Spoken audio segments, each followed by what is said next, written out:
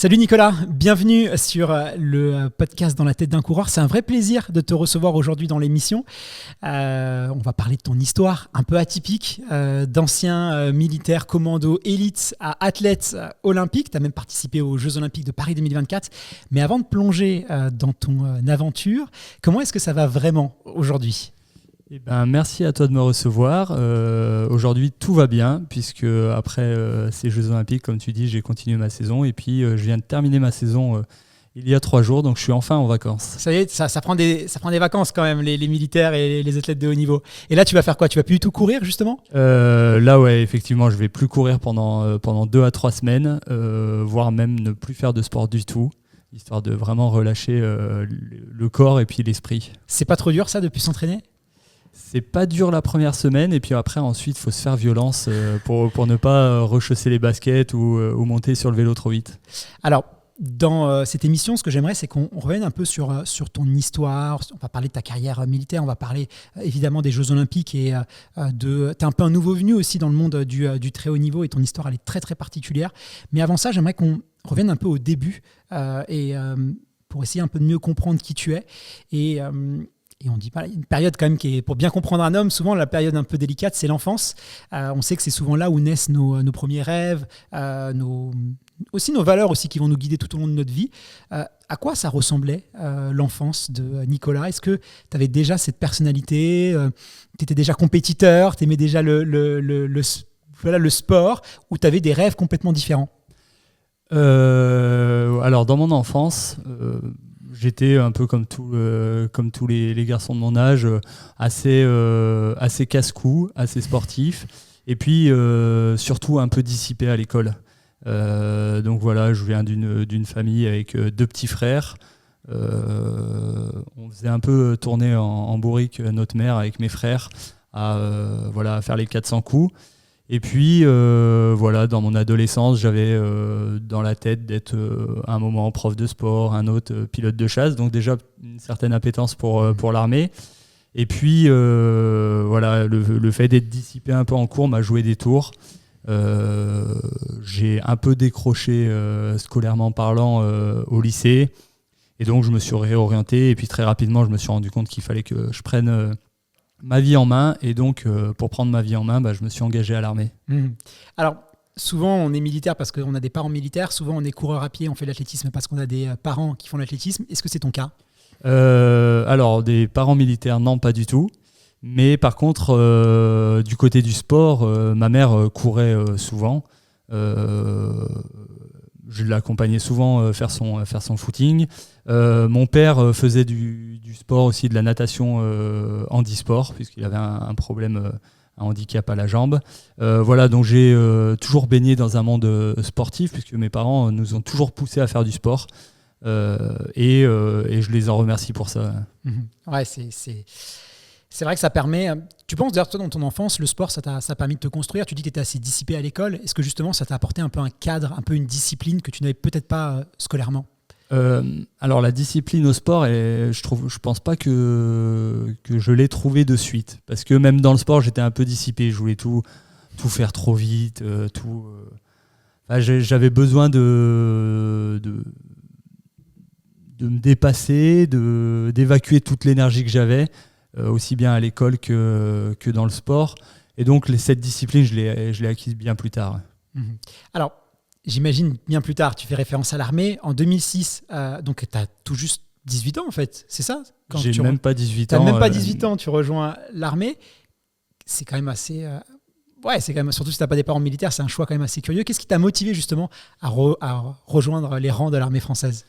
Alors, ce qui m'a motivé, le fait que je sois un peu en décrochage scolaire a quand même joué un rôle primordial. Et puis ensuite, j'avais dans la tête déjà, comme je l'ai dit, d'être pilote de chasse dans mes rêves les plus fous.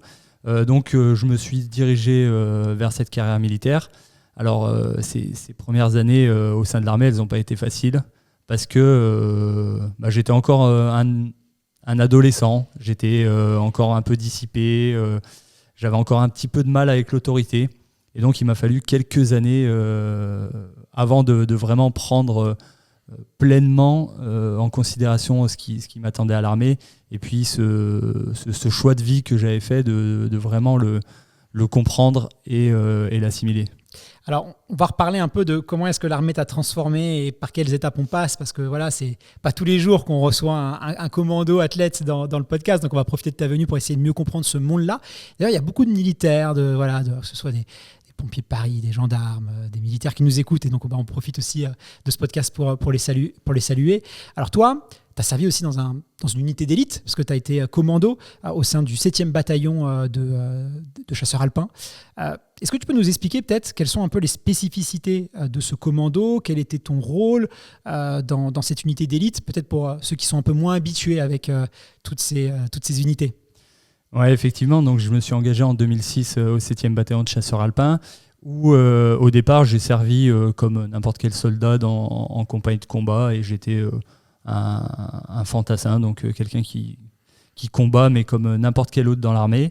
Et puis en 2011, à mon retour d'Afghanistan, donc de ma mission en Afghanistan, j'ai passé les tests pour intégrer le groupement commando montagne. Donc c'est une unité qui est intégrée dans chaque bataillon de chasseurs alpins. En tout, il y a à peu près 160 à 180 commandos montagne au sein de l'armée de terre. Et donc j'ai passé les tests pour intégrer cette unité prestigieuse. J'ai réussi à l'intégrer, et puis après je suis parti pour quelques mois, voire une année de formation même. Et ensuite on a découlé une majeure partie de ma carrière dans cette unité. Du coup, pour que ce soit bien clair, on vous déploie dans des environnements montagnards, rocheux, avec des environnements très spécifiques, c'est ça? Et donc toi, tu es capable d'être à l'aise dans ce type d'environnement. C'est ça ce qu'on attend de vous, c'est d'être des soldats à l'aise dans des milieux, dans des environnements très spécifiques. Oui, c'est ça. En fait, donc ce groupement commando montagne, il est spécialisé dans l'engagement en territoire et zones hostiles. Et quand on parle de hostile, donc bien sûr, notre premier environnement dans lequel on peut évoluer et on est à l'aise, c'est la montagne. Mais pas que. On est aussi à l'aise dans le désert. Également dans les airs, puisque on a une capacité de mise en place en parapente. Et donc, en fait, voilà, notre spécialisation, c'est être à l'aise dans tous les environnements, hormis peut-être l'environnement aquatique, où là, on n'a pas de compétences particulières. Ouais, vous restez quand même très polyvalent, un peu comme les ultra-trailers. Voilà, ils sont à l'aise en montagne, mais ils ont des qualités de vitesse, ils ont des qualités techniques. D'ailleurs, c'est vrai, tu me dis chasseur alpin, on aurait plutôt pu t'imaginer sur trail running que sur la piste. Ouais, effectivement, bon, j'ai commencé par l'athlétisme quand j'étais petit, puis lorsque j'ai repris un petit peu une démarche d'entraînement sérieuse, je suis revenu par le trail. Donc tout d'abord par de l'ultra, puis j'ai fait en fait un peu le chemin inverse des autres, à savoir qui commencent par du court et puis qui finissent par de l'ultra. Moi j'ai commencé par de l'ultra, et puis au fur et à mesure des années, je diminuais les distances. Je suis passé de 100, puis à 80, puis à 50, pour finir sur de la course en montagne, avant de revenir à mes premiers amours, à savoir le cross et la piste. Ouais, tu fais vraiment rien comme les autres, mais c'est super intéressant justement dans ton parcours. Alors, les commandos, on l'a dit, c'est une unité d'élite. Qui dit unité d'élite dit forcément sélectif. Ça, c'est clair. Et j'imagine que les sélections pour devenir commando, c'est quand même costaud, je pense. Tu dois avoir des épreuves qui demandent extrêmement intenses, qui doivent demander beaucoup, beaucoup de résilience. Tu peux nous raconter un peu, par quoi tu es passé pendant ces sélections, qu'est-ce qu'on vous demande? On voit un peu des fois des documentaires où les organismes, le mental, le physique est mis à rude épreuve. Est-ce que c'est l'imaginaire collectif ou est-ce que c'est vraiment comme ça? Alors c'est réellement comme ça. Pour expliquer un petit peu, les tests ils se concentrent sur une semaine, et pendant cette semaine-là, on va demander aux soldats qui souhaitent intégrer cette unité de démontrer toutes leurs capacités techniques, tactiques et également physiques, et tout ça en accumulant de la fatigue au fur et à mesure de la semaine, puisque en fait c'est en voyant les réactions sous fatigue des gens qu'on connaît leur vraie valeur, puisque on peut faire illusion quand on est en pleine forme, quand on a bien dormi, etc. Lorsqu'on commence à être fatigué, stressé, mis sous pression, c'est là qu'on voit la vraie valeur des gens, je trouve. Le masque tombe, c'est ça? C'est ça, c'est pas possible de faire illusion au bout de 3 jours quand on n'a pas dormi, etc. Le vrai visage ressort. Donc forcément, c'est ce qu'on recherche. Donc, on va vous mettre dans des états très critiques, très stressants, pour essayer vraiment de voir qui y a vraiment derrière la carapace. Toi, comment tu vois ces sélections ? Est-ce que c'est presque une dimension sportive ou c'est l'inconnu et tu te laisses un peu aller ? Alors c'est un peu différent du monde sportif parce que dans le monde sportif, souvent on va chercher un état de pic de forme, on va chercher une performance unique. Là, le but, ça va être de durer. Et donc, on pourra faire le parallèle plus tard. Quand je vis mes saisons, j'essaye de faire en sorte aussi d'avoir certes des pics de forme pour être prêt au bon moment, mais également de durer dans ma saison et de ne jamais avoir de vraiment points très bas. Comme j'ai pu l'avoir tout au long de ma carrière, de faire en sorte d'être toujours au niveau, au minimum, pour remplir ma mission. Du coup, est-ce que tu t'es découvert toi aussi ? Tu dis les masques tombent, mais j'imagine que certaines personnes doivent aussi découvrir certaines facettes de leur personnalité qu'ils ne soupçonnaient pas. Oui, bien entendu. Alors je me suis découvert petit à petit, j'ai appris à découvrir des choses sur moi, des choses sur mon corps. J'ai appris que je détestais qu'on me prive de sommeil. Et je déteste toujours aujourd'hui lorsqu'on ne me laisse pas dormir. Mais j'ai découvert aussi une connaissance accrue de mon corps, de savoir où étaient mes limites, jusqu'où je pouvais pousser le curseur de façon à être toujours plus performant, toujours plus endurant, et savoir jusqu'à quel moment je pouvais aller sans risquer la blessure, sans risquer l'accident. Bon, on reparlera tout à l'heure justement du lien et comment ça t'a aidé dans ta carrière de haut niveau. Mais avant ça, si on veut rester un petit peu dans le côté militaire, avant de refermer cette page-là, donc tu as été commando, tu nous as dit à l'instant que tu as été déployé en Afghanistan, peut-être en zone de conflit. Comment est-ce qu'on vit ça aussi ? Parce qu'évidemment, il y a un rapport au danger, il y a un rapport à la peur, il y a un rapport à l'inconnu. Moi, je me suis toujours demandé, la première fois qu'on part, qu'est-ce qu'on ressent ? Il y a les proches, il y a la famille. Comment toi, tu as vécu ça, toi, de l'intérieur ? Alors, comment on le vit ? C'est quelque chose qui est quand même assez... en fait, on a du mal à l'expliquer. Déjà d'une, parce que c'est quelque chose pour lequel on est entraîné. On a été entraîné pendant des mois et des mois pour ça. Donc, en fait, c'est des automatismes qu'on acquiert à l'entraînement. Comme dans le sport de haut niveau, on va juste répéter ce qu'on fait à l'entraînement. Et c'est comme ça qu'on devient très bon, en fait, en s'entraînant et en répétant ce qu'on fait à l'entraînement dans la vraie vie. Donc sur la piste pour l'entraînement, en zone de conflit pour l'armée. Tu n'as quand même pas cette notion de danger. Quand tu tires à balles réelles, c'est pas la même chose que quand tu tires à l'airsoft, j'imagine. C'est sûr. Après, donc déjà, on est préparé. Et ensuite, on sait qu'on a des personnes qui sont à côté de nous, derrière nous, devant nous, sur qui on peut compter. Il y a cette notion de fraternité, de solidarité entre nous qui nous permet en fait souvent de ne pas avoir peur, ou en tout cas d'avoir peur peut-être plus tard, mais de savoir que la personne qui est à côté de nous, qui est derrière nous, en fait, on peut compter sur elle, on peut y aller les yeux fermés, parce que si on a un souci, elle sera là pour nous. Et donc je pense que c'est la principale dominante qui fait qu'on accepte de partir, malgré le danger qu'on pourrait rencontrer, parce qu'on sait qu'on est bien accompagné. Justement, tu dis souvent en interview que toute cette expérience en opération extérieure, ça t'a énormément appris, mais tu précises pas quoi.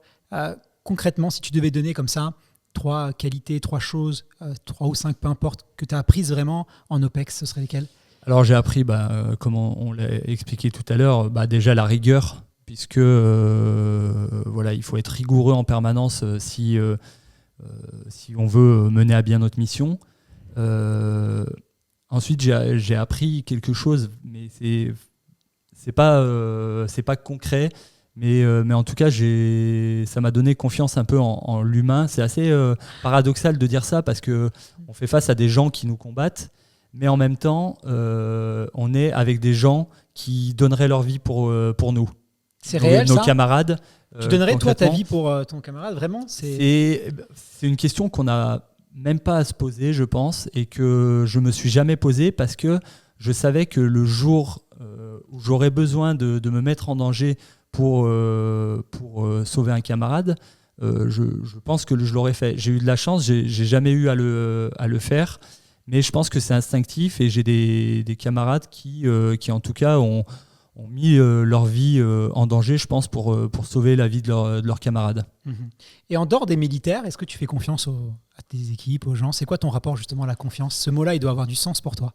Ouais, ce mot-là, il a Est-ce que tu mets la barre très haut avec ton métier ? Il a un très grand sens pour moi. Et en fait, je pars du principe que je fais confiance à tout le monde jusqu'au moment où ils me trahissent ou alors que je me rends compte que je ne peux pas leur donner ma confiance. Mais voilà, je suis un petit peu optimiste, peut-être utopiste, mais en tout cas, j'ai confiance en l'être humain. J'ai confiance en mes camarades, en mes adversaires sur la piste.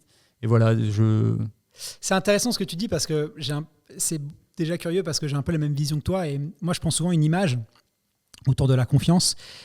C'est un peu comme quand tu sais dans les actions à la bourse. On dit souvent quand tu investis de l'argent en bourse, il faut que tu sois d'accord à l'idée de la perdre. Mais tu acceptes ça parce que tu sais que si ça gagne, tu vas gagner énormément. Et c'est vrai que j'ai souvent eu la même vision avec la confiance en me disant je vais accorder ma confiance à des gens. Je sais que je vais la perdre avec des gens, mais ce que je vais gagner en retour chez certaines personnes, certains investissements, va être bien supérieur à la perte. Donc la balance sera positive. Alors, je veux dire, parce que j'ai une expérience récente qui s'est très très mal passée. Effectivement, là tu payes un peu, mais c'est vrai que globalement sur le parcours d'une vie, on a plus ou moins le même âge. Ça reste un bon pari. Ouais, effectivement, là je te rejoins totalement. Je pense que voilà, les gens à qui on donne notre confiance et qui nous le rendent en étant dignes de cette confiance qu'on leur a donnée sont bien supérieurs à ceux qui nous trahissent. Oui, et donc je pense que voilà, il faut faire confiance aux gens et il faut donner quoi. Alors c'est vrai que dans l'imaginaire collectif, quand tu penses aux militaires, tu penses plutôt au sport de combat, tu penses plutôt au sport à musculation, pas forcément à la course à pied. Il y a des férus de running chez les commandos. Parce que c'est vrai que c'est des corps plus minces, c'est pas forcément ce que tu penses. Alors effectivement, on peut penser tout de suite à la musculation, au sport de combat, etc. Mais il faut bien prendre en compte que le running, c'est la base de tout entraînement, que ce soit pour la musculation, les sports de combat, on va avoir besoin d'une certaine endurance, d'une certaine capacité aérobie, et donc c'est très important. Après, on ne fait pas que de la course à pied.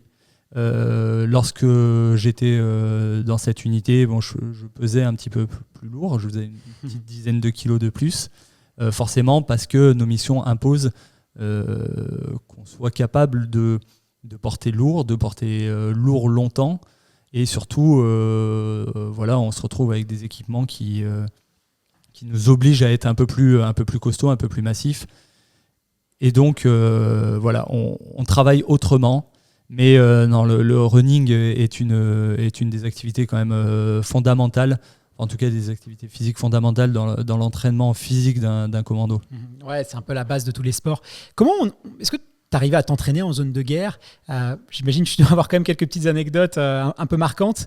Mais est-ce qu'on arrive, est-ce que toi, du coup, quand tu es déployé, est-ce que l'idée de t'entraîner, de continuer l'activité physique, c'est un enjeu ou la réalité prend le dessus ? Alors oui, on s'entraîne parce qu'on est obligé, tout d'abord parce que lorsqu'on part pour 4 ou 6 mois, on ne peut pas se permettre d'arrêter de s'entraîner pendant 4 mois, puisque sinon, en fait, au bout de 2 à 3 semaines, on n'est plus apte à remplir nos missions forcément. Après, quelquefois, c'est pas facile du tout. Déjà d'une, parce que là où on est déployé, quelquefois, on n'a pas d'infrastructure pour s'entraîner, donc ça va être un peu de la débrouillardise. Et ensuite, parce que bien souvent, surtout ces dernières années, on est déployé en Afrique et on se retrouve vite avec des températures extrêmes. Donc on est obligé de courir très tôt le matin.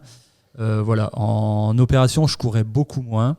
Je faisais beaucoup plus de travail de musculation avec du matériel quelquefois qui était complètement dépassé, voire même on fabriquait nous-mêmes nos haltères avec du ciment et puis des barres de fer. Et puis sinon on courait un petit peu autour de la base, donc les circuits de running allaient de quelquefois le tour faisait 300-400 mètres jusqu'à 3-4 km pour certains. Et puis voilà, on courait comme on pouvait, on se lançait des défis entre nous, que ce soit en running, en musculation, etc. En running, on créait des défis qui allaient des fois un peu plus loin, puisque voilà, je me suis fait même épingler à mon retour parce que toutes mes activités Strava ont été synchronisées en rentrant en France. Et donc, voilà, j'avais 4 mois d'activité sur une base militaire française en Afrique qui ont été mis sur Strava, ce qui n'a pas, RGPD, ouais. Ce qui n'a pas trop plu à mes chefs. Ouais, il y avait déjà eu, je crois, d'autres histoires avec des GI d'Américains. Je crois que maintenant, on peut un peu cacher ça, mais bon, c'est des choses qui arrivent. Alors, on va parler un petit peu de ta carrière à haut niveau. Ta particularité, c'est que tu as privilégié du coup ta carrière militaire pendant 15 ans et tu as décidé de revenir au haut niveau, parce que c'est vrai qu'on a l'impression que tu es arrivé hier, mais non, parce que tu nous l'as dit, tu étais en club, tu faisais de l'athlé avant, c'est juste que tu as mis ça de côté pendant toute ta carrière militaire. Et donc, en 2021, à 33 ans, tu te dis je vais faire du haut niveau. Et je parlais tout à l'heure avec des personnes qui ne sont pas forcément dans le monde de l'athlétisme, et je cherchais une métaphore et je disais c'est comme si une mannequin décidait à 30 ans de se lancer dans une carrière, quoi. C'est un peu de ce niveau-là, c'est-à-dire que c'est une anomalie quelque part. Qu'est-ce qui t'a poussé, toi, à revenir à la compétition justement après tout ce temps et surtout à 33 ans? Alors c'est un peu multifactoriel. Je sortais d'une relation, voilà, je sortais de formation, je suis revenu à Grenoble et donc je me suis dit il faut que je fasse quelque chose à nouveau, il faut que je trouve un échappatoire, un exutoire un petit peu. Et donc je me suis remis à courir vraiment de façon intense avec des potes. Et puis très rapidement, j'ai pris contact avec mon entraîneur actuel, Jérémy Gibaudot, et qui m'a accueilli dans son groupe. Et puis de fil en aiguille, on s'est rendu compte que mes capacités n'avaient pas disparu. Donc voilà, on s'est lancé tous les deux dans ce projet de retour vers le haut niveau, sans trop savoir où est-ce qu'on allait, sans trop savoir jusqu'où on allait pouvoir aller. Et puis au final, ça a marché, donc c'est d'autant plus beau. Mais là, tu me dis ça comme si tout a été simple et facile, mais franchement, quand tu parles de ton projet, quand tu dis aux gens, voilà, je pense que j'ai une carte à jouer, je pense que je peux faire du haut niveau, les championnats de France, peut-être les championnats d'Europe, peut-être même les championnats du monde, les Jeux Olympiques, qui est quand même le Graal ultime. Quand tu racontes ça autour de toi, les gens, honnêtement, ils ne doivent pas y croire. Alors au départ, je ne parlais pas de ça. Tout simplement parce que mon entraîneur, quand je l'ai vu, mon premier rendez-vous avec lui, je lui ai dit écoute Jérémy, je veux faire moins de 30 minutes au 10 km cette année et moins d'1h06 au semi-marathon. Et il m'a dit écoute, vu ce que je vois à l'entraînement actuellement, je pense que tu peux le réussir. Donc voilà, c'était mon objectif principal de la saison. Il s'avère qu'en 3 mois, j'avais fait moins de 30 minutes, moins d'1h06, que je venais de faire 12e au championnat de France de cross avec seulement 3 mois de reprise.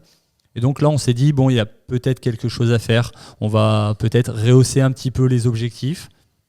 Et puis, de fil en aiguille, on se mettait des objectifs toujours plus hauts, mais à chaque fois, et c'est important, je pense, on se mettait des objectifs qui, pour nous, étaient atteignables. Ça veut dire qu'on n'a jamais mis, en tout cas pas en 2021 ou même en 2022, les Jeux Olympiques déjà dans le plan de marche. Les Jeux Olympiques, réellement, j'y ai pensé l'été dernier en 2023. Même pour toi, c'était un rêve inaccessible? Alors, c'était même pas un rêve parce que j'y pensais pas. En fait, pour moi, c'était même pas dans le chemin. C'était quelque chose... voilà, il y avait les Jeux Olympiques à Paris et ces Jeux Olympiques, en fait, ils étaient pour les autres. Ils n'étaient pas pour moi et je me disais, voilà, si je me qualifie déjà au championnat de France élite, ça sera déjà très bien.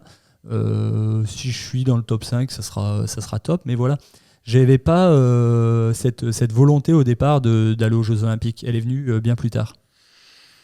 C'est quand même assez curieux.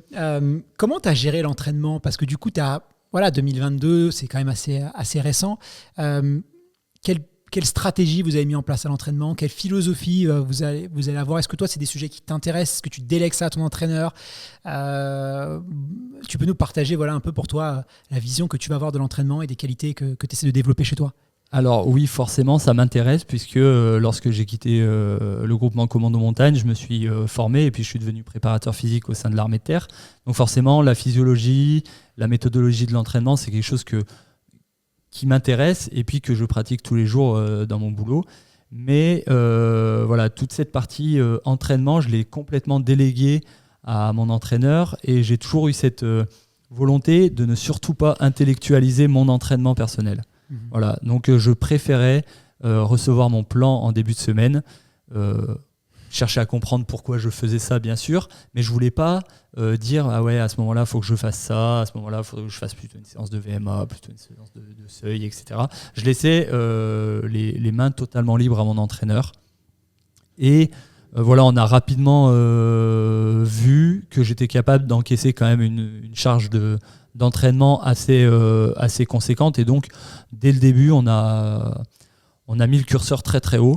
Alors bon, un petit peu trop haut au début. Tu peux nous donner des ordres de grandeur pour qu'on puisse...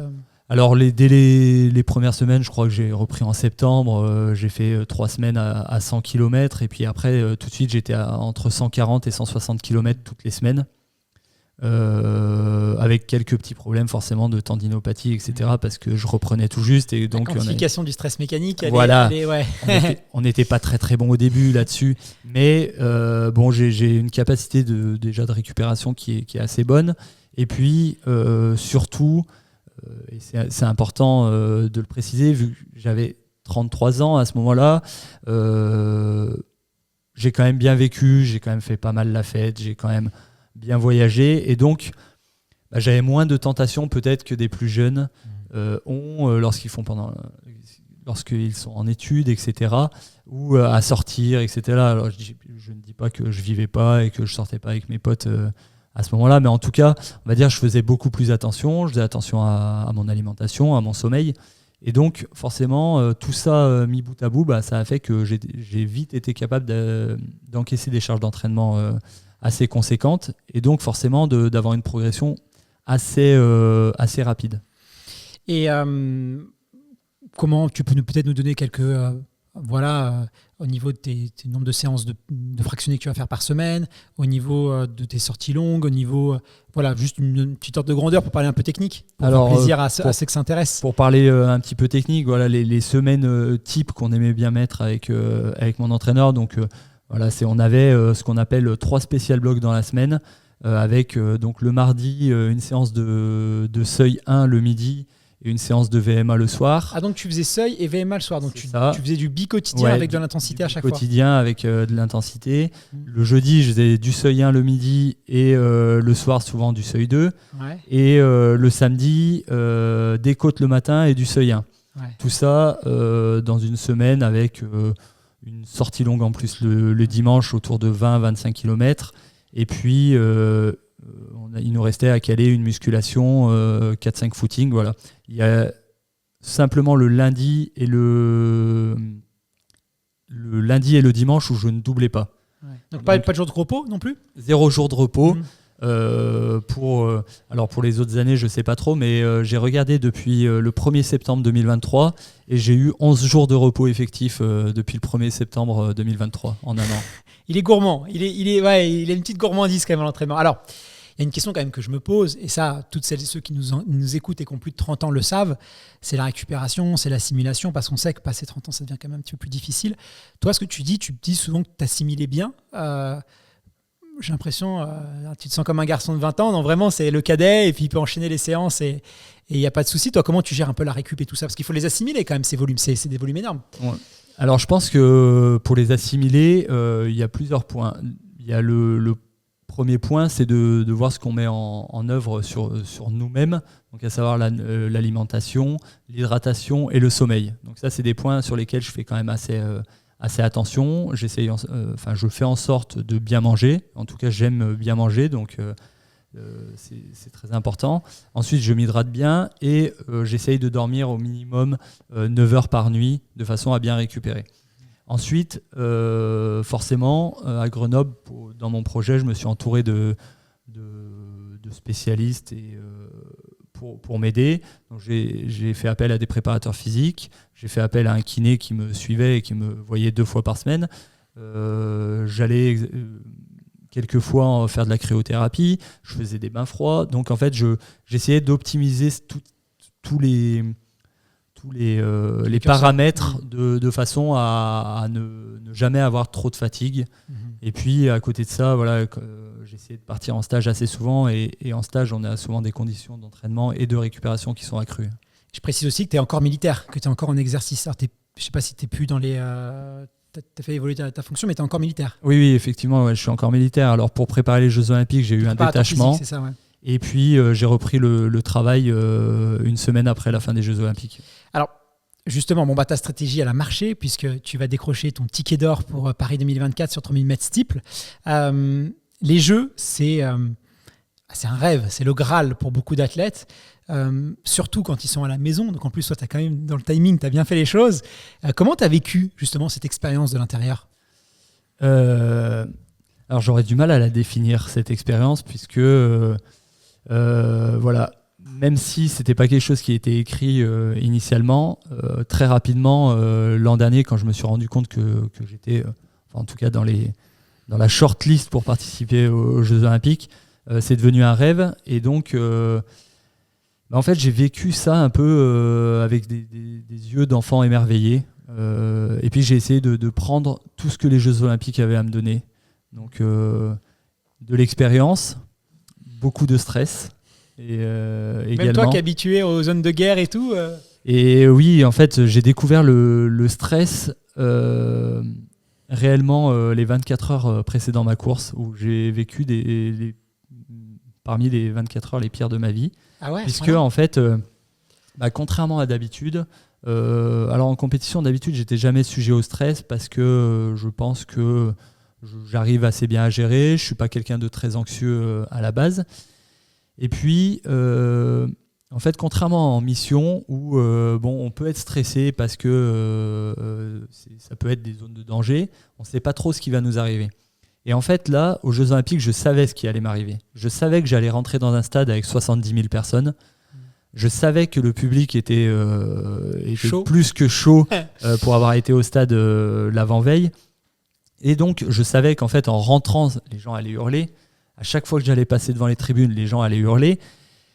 Et en fait, au début, j'ai été un peu dépassé en me disant est-ce que je suis capable de gérer ça ? Est-ce que j'ai tout fait pour ça. Je savais pas trop ce qui allait m'arriver. Je savais ce qui allait se passer, mais je savais pas trop comment j'allais réagir. Et c'est cette peur un peu de l'inconnu qui, je pense, m'a fait stresser. Et en même temps, il y avait aussi cette peur de l'après. Cette peur après la série, que tout s'arrête. Puisque forcément, ça fait 1 an, voire même plus pour certains, mais qu'on vit pour les Jeux Olympiques. Et donc, on se disait qu'une fois passé la ligne, les Jeux Olympiques s'arrêtent, et en fait, c'est l'inconnu. C'est l'inconnu pour nous, on ne sait pas trop où est-ce qu'on va aller. Pour certains, alors moi je continue, mais pour certains, c'était la fin de leur carrière. Et donc, cette inconnue, comme bien souvent, elle fait peur. Et donc, ce stress de savoir ce qui va m'arriver dans le stade et de ne pas savoir ce qu'il va y avoir derrière, de cet inconnu après la course, ça a fait que j'ai été extrêmement stressé. Il y a un moment, durant les Jeux, qui t'a marqué, un souvenir que tu penses que tu vas garder un peu toute ta vie, que ce soit d'ailleurs dans la course ou en dehors, mais qui est lié à ces Jeux Olympiques de Paris 2024 ? Il n'y a pas un moment vraiment qui m'a marqué. En fait, c'est une succession de moments. C'est la cérémonie d'ouverture sous la pluie, où en fait on se rend même pas compte qu'il pleut. Et en fait, on est heureux d'être là, on est heureux d'être trempé. On voit des gens sur les quais, sur les ponts, tout au long du parcours, sur la péniche, qui sont heureux d'être là. C'est les gens dans le Stade de France qui sont heureux d'être là, avec un public de supporters et pas un public de techniciens. Et donc, je pense que c'est ce qui a fait aussi cette ambiance dans le Stade de France. C'est également ma famille dans le stade que je vois après ma course. Et en fait, j'ai pu lire dans leurs yeux la fierté qu'ils avaient de me voir courir. Et ça, c'est peut-être une des plus belles choses qui me sont arrivées, c'est de voir ma mère au Stade de France Voilà, et de voir dans ses yeux qu'elle était fière de son fils, je pense qu'elle a toujours été fière de moi, mais de voir ça et de lui donner le sourire parce qu'elle avait vu son fils courir aux Jeux Olympiques à Paris au Stade de France. Ouais, et puis surtout, c'est inattendu parce que tu as commencé à 32 ans, donc je pense que là, voilà, c'était compliqué à prédire. On a beaucoup parlé de ton parcours, on a abordé un peu les aspects aussi de ta préparation, mais il y a quelque chose qu'on n'a pas encore évoqué et ce serait dommage de ne pas le faire parce que c'est aussi utile, j'imagine, dans ta carrière de militaire que dans le sport, c'est le mental. D'ailleurs, en tant qu'ancien commando, est-ce que, déjà j'imagine que tu vas avoir plein de choses à partager avec nos auditeurs, mais est-ce que ça te donne une force? Est-ce que quand tu rentres sur le stade, que ce soit au JO ou même dans n'importe quelle autre compétition, tu sais que tu as combattu en Afghanistan, dans des terrains hostiles, que tu as traversé des épreuves énormes. Est-ce que tu penses que ça te donne, je ne vais pas dire un avantage sur les autres, mais est-ce que tu as quand même une confiance en toi en disant « je sais que ce que j'ai enduré, peu de gens l'ont vécu » Forcément, oui, ça me donne de la force et surtout, ça me donne des clés pour réussir. Tout d'abord, lorsque je rentre sur la piste, même si je prends ça à chaque fois comme une mission, comme un objectif primordial, en fait, je sais que je ne vais pas jouer ma vie. Et donc, je sais que, en fait, peu importe ce qui va se passer sur la piste, si je réussis, c'est bien. Si je ne réussis pas, c'est pas grave. Je ne vais pas mettre en jeu ma vie. Donc déjà, c'est un peu la différence avec les missions qu'on peut effectuer à l'étranger. Et puis forcément, tout au long de ma carrière, j'ai été habitué à être poussé dans mes retranchements, que ce soit en stage, à l'entraînement ou en mission. Et donc forcément, ça développe une certaine capacité de résilience, une certaine capacité de gestion du stress et de prendre les choses telles qu'elles viennent. Et surtout les choses sur lesquelles on n'a pas de prise, de les laisser venir et de gérer la situation au moment où on va pouvoir la gérer. Voilà. Donc en fait, tout ce que j'ai effectué dans ma vie, aujourd'hui, ça me sert sur la piste, forcément. La preuve en est, je pense, la preuve la plus parlante, ça va être les championnats de France cette année où je prends le départ. Et au départ, il y a un entraîneur qui me dira plus tard, il me dira « Nico, j'ai cru que tu étais fou parce que tu avais le sourire sur la ligne de départ alors que tu jouais ta qualification au JO. » Et en fait, j'ai pris la course en disant voilà, j'ai fait ce qu'il fallait, je suis là où je dois être et voilà, fais de ton mieux, cours libéré, cours avec le sourire et ça aidera. Et en fait, en arrivant dans la dernière ligne droite, quand j'étais au combat avec mes trois camarades, en plus le scénario a été bien écrit puisqu'on s'est retrouvés à les 4 qualifiables ensemble. Et je me suis dit, voilà, c'est maintenant qu'il faut. C'est là que tu as un impact sur la course, c'est là que tu as un impact sur l'avenir. Et c'est là maintenant qu'il faut agir. Et donc, j'ai pris la dernière ligne droite, en fait, comme je devais la prendre, à savoir prendre des risques à cet instant précis et pas avant. Et en fait, je ne me suis jamais posé de questions avant parce qu'il y avait un instant où il fallait prendre une décision et c'était à ce moment-là. Tu as confiance en ton mental, toi, aujourd'hui ? J'ai assez confiance, mais je fais attention à ce que cette confiance ne devienne pas un excès de confiance parce que je pense que là, ça, c'est néfaste. Parce que le mental, c'est beaucoup lié à la confiance en soi, c'est beaucoup lié à l'estime de soi. Et on sait que c'est des choses qui sont fluctuantes. Alors oui, il y a l'imaginaire des commandos, des unités d'élite, des forces spéciales. Évidemment, on sait que c'est des gens qui ont un mental, sinon ils ne seraient pas là où ils en sont. Mais est-ce que ça t'est déjà arrivé quand même de perdre confiance ? Est-ce que de toi à moi, même quand on est militaire, on reste un humain, est-ce qu'il y a des moments de doute ? Est-ce qu'il y a des moments où on se dit quand même, peut-être que ça va plus, je suis plus à ma place, j'y arrive plus, et est-ce qu'on se sent craquer ? Honnêtement, est-ce que, voilà, même si c'est pas évident de parler de ses faiblesses, mais vous restez des humains ? Alors oui, alors tout d'abord, oui, j'ai confiance en moi, j'ai même une grande confiance en moi, mais par contre, je n'ai pas une très haute estime de moi. Donc ça veut dire que j'ai confiance dans ce que je fais, dans le processus. Par contre, je me situe pas au-dessus des autres. Et après, effectivement, il y a des moments de doute. Te dire que j'ai jamais douté lors de cette dernière année, ce serait faux. Parce qu'il y en a eu il y en a eu quelques-uns. Il y en a eu cet hiver quand j'ai raté 2 courses d'affilée, où j'ai abandonné, où j'étais pas bien. Il y en a eu un peu en Afrique du Sud, où j'ai bâché 1 ou 2 séances. Voilà, j'étais fatigué, je me posais des questions, est-ce qu'on fait les bonnes choses, est-ce qu'on n'en fait pas un petit peu trop?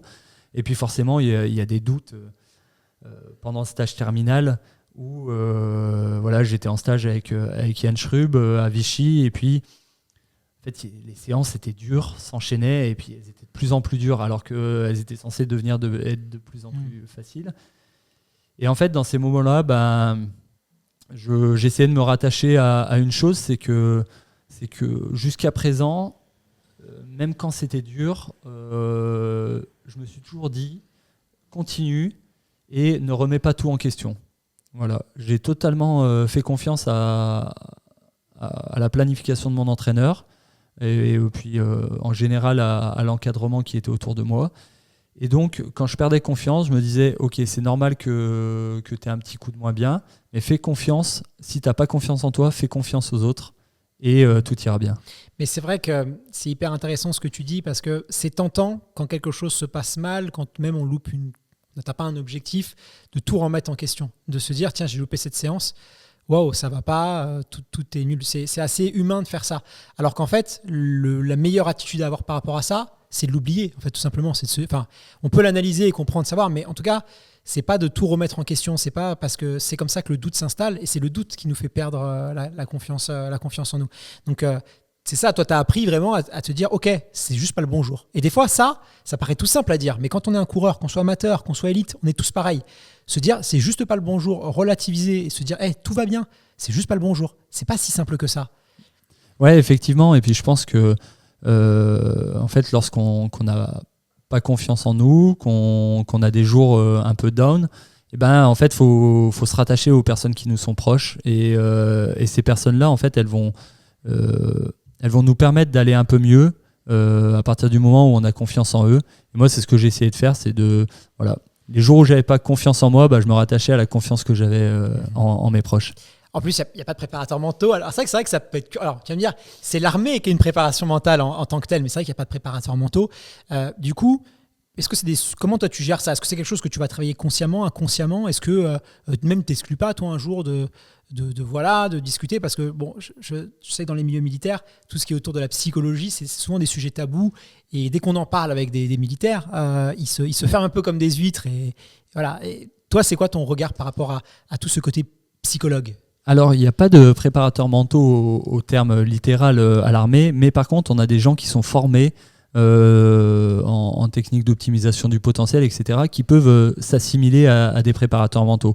Et ces gens-là, ces moniteurs, ils vont nous donner des clés de façon à nous préparer de façon efficiente, aussi bien avec des techniques de respiration, des techniques de visualisation, etc. Et en fait, qui vont ressembler plus ou moins à des préparateurs mentaux. Donc en fait, tout ce que ces clés qu'ont pu me transmettre ces gens-là à l'armée, en fait, je m'en sers encore aujourd'hui. Donc même si cette partie psychologique, c'est sûr, à l'armée, on n'y pense pas forcément. En fait, elle est quand même assez présente. Et le travail qui est fait aujourd'hui au sein des armées, dans la préparation au préalable, mais également dans le retour après les missions, elle est quand même assez importante. Et je pense qu'elle est un peu oubliée par le grand public, mais elle est bien là. Alors, maintenant que tu as participé aux Jeux Olympiques, alors toi, tu as commencé sur le tard et en plus, tu as atteint l'objectif en quelques années suprême. Comment tu arrives encore à te motiver? Est-ce que là, tu as... Enfin voilà, c'est quoi tes plans, tes projets et comment tu vas gérer maintenant l'après-JO? Tu nous le disais, on redoute qu'une fois qu'on a franchi la ligne de départ, tout s'arrête. Comment tu as géré ça du coup? Quels sont tes projets? Alors, pour l'instant, mes projets, c'est de continuer. Après, c'est super facile de continuer lorsqu'on continue à battre ses records, qu'on est encore devant. Et je pense que vraiment là où on verra la force que j'ai, mais aussi la force que les autres ont, c'est à partir du moment où on bat plus ses records, où on commence à se blesser. Et c'est à ce moment-là que je verrai vraiment si j'aime vraiment ce que je fais, parce que c'est facile d'aimer ce qu'on fait quand on est bon et quand tout marche, hein, forcément. Mais voilà, pour l'instant, je me mets pas de barrière. Néanmoins, je dirais pas que je vise Los Angeles pour l'instant, parce que c'est dans 4 ans. Mais c'est dans un coin de ta tête quand même. Dans 4 ans, c'est loin. Dans 4 ans, c'est loin. Et donc, moi, les marches que je me fixe pour l'instant, c'est les championnats du monde l'an prochain à Tokyo. Toujours sur 3000 mètres steep, parce que là, tu as un beau t-shirt Puma 2024 marathon. Alors, je me dis, tu me parlais de trail tout à l'heure. Ouais, toujours sur 3000 mètres steeple, au moins pour 2 ans encore. Hein. J'ai encore envie d'améliorer mes performances, d'aller chercher des secondes en moins. Et puis surtout d'aller chercher, à défaut d'avoir une finale olympique, d'aller chercher une finale mondiale. J'ai fait 6e cette année au championnat d'Europe. J'aimerais bien améliorer mon résultat dans 2 ans et faire, si possible, un podium, parce que je sais que j'en suis capable. Cette année, je ne suis pas passé loin du podium. J'aurais tellement aimé accompagner mes 2 camarades sur la boîte. Ça aurait été exceptionnel. Mais bon, pour l'instant, la première marche, c'est fixé à 2 ans au championnat d'Europe. Et ensuite, dans 2 ans, on verra. Comme tu l'as dit, peut-être passer sur marathon trail, dans 2 ans. Ça te dit pas le Et trail ? puis, par contre, ça, c'est sûr que dans quelques années, une fois que j'arrêterai le haut niveau, en tout cas sur la piste, je reviendrai au trail. Avec toujours cette démarche forcément de haut niveau, parce que je suis un compétiteur né et que je n'accepte pas de mettre un dossard sur la poitrine si c'est pas pour performer. Ouais, si c'est pas pour donner bien de toi-même. Bon, après ça, c'est les leviers, les motivations des uns et des autres, parce que je sais que sur Ultra Trail, il y a aussi on est très centré sur soi-même, et puis c'est ce que je dis, parce que souvent on met un peu en opposition, c'est-à-dire notre premier adversaire c'est nous, mais aussi la compétition, c'est aussi savoir qu'on a besoin des autres pour se surpasser. C'est aussi ça, parce que les gens confondent des fois la conquête et la compétition. La conquête, c'est finalement tous les coups sont permis et seul le résultat compte. La compétition, c'est pas ça. La compétition, c'est donner le meilleur de soi-même pour se dépasser, et on sait très bien qu'on a besoin des autres pour ça, et souvent il y a beaucoup de respect d'ailleurs. Les grands compétiteurs ont beaucoup de respect pour et donc c'est aussi une belle relation humaine. Donc chacun a ses ressorts motivationnels, et ne mettons pas les choses en compétition. Nicolas, ça a été merci d'abord, parce que ça a été vraiment un plaisir d'échanger avec toi. J'ai une petite tradition maintenant avec ces interviews qui ont fait un peu son retour dans le podcast. C'est que maintenant, j'essaye de trouver une petite citation pour moi qui reflète au mieux l'histoire, la personnalité de mon invité. Et j'ai trouvé celle-là pour toi. Alors, je l'ai écrit avant qu'on s'échange, mais évidemment, je me documente, je me renseigne sur la personne. On s'est eu au téléphone, donc j'avais pu quand même me faire une petite idée. Cette citation, c'est celle-ci. « Le courage n'est pas l'absence de peur, mais la capacité de vaincre ce qui fait peur. » Pardon. Voilà, c'est Nelson Mandela. Merci infiniment, Nico, pour cet échange. Je te souhaite une finale des championnats du monde. Pourquoi pas Los Angeles, qui sait. En tout cas, tu montres que tu es capable de réaliser l'impossible. Donc avec toi, de toute façon, tout est possible. Et puis je te dis à très bientôt. Merci pour l'accueil. À très vite.